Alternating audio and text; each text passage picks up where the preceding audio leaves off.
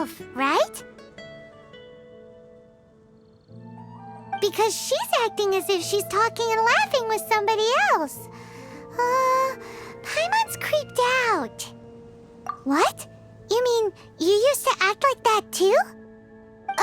So is this an invisible friend who hangs out with you sometimes? Or do they just exist in your imagination?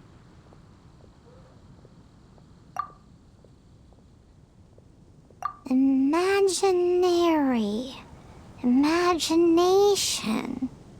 Oh, you must mean imagined friend, right? Why didn't you just say so? So, this imaginary friend of yours, when does Paimon get to meet them?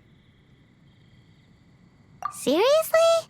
So, imaginary friends just disappear when you grow up? Oh, Paimon was looking forward to meeting yours. Hey, don't suppose your brother has an imaginary friend too?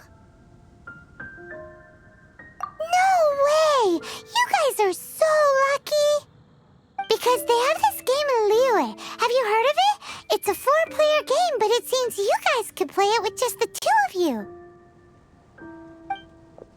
Oh, Traveler! Fancy meeting you here. Tone-deaf bard. What are you doing here? I'm here because Lisa has been making some exciting new contraptions. Why does the thought of Lisa's contraptions make Paimon so nervous? Come now, that's no way to speak about the elegant Miss Lisa. For this particular contraption, Lisa had to import some dangerous materials from Sumeru. Dangerous?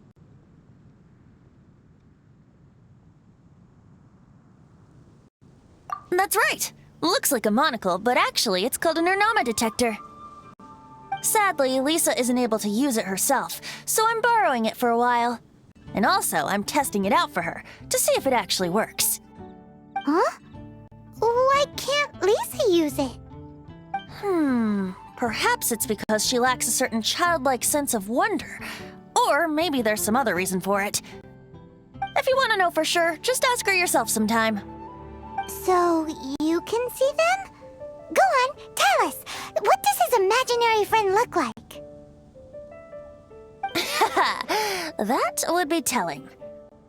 Anyway, it's all yours now, Traveler. Take a look. See if you can see Nora's imaginary friend. Do you see him? Do you see him? So it does work for you two. Paimon wants to see? Wait, but this gizmo isn't in Paimon's size. Alright then, you'll just have to be Paimon's eyes on the ground. Let's go see what everyone's imaginary friends look like.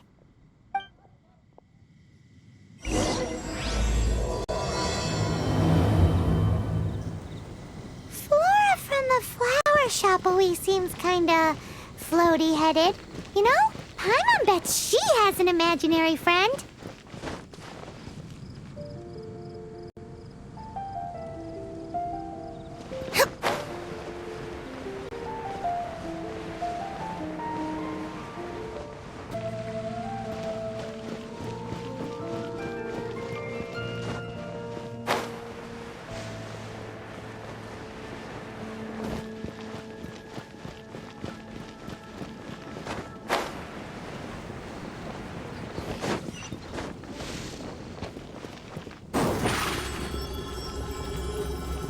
Over here!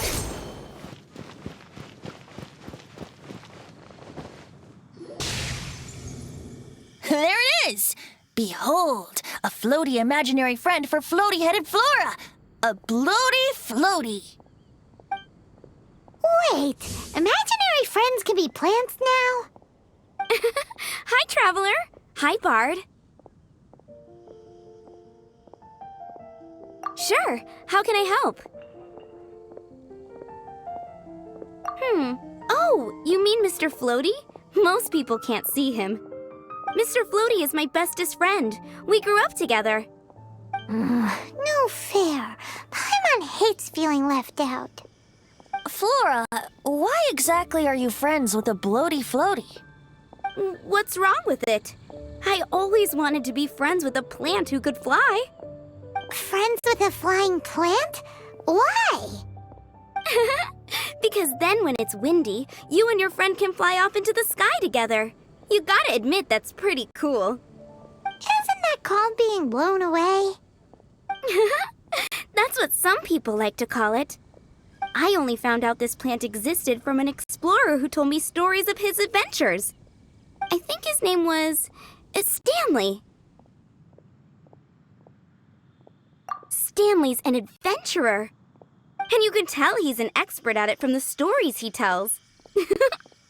The amazing adventures of Stanley are super famous in Mondstadt. He's in the city at the moment. You should go ask him to tell you some of his stories. That sounds like a fun idea for next time. But right now we have other things to attend to. Flora's a pretty mysterious kid. Which child shall we interrogate next? That's what I'll make tonight. Paimon's thinking. Better see Barbara at the How cathedral about if you're that little injured. guy on the bridge?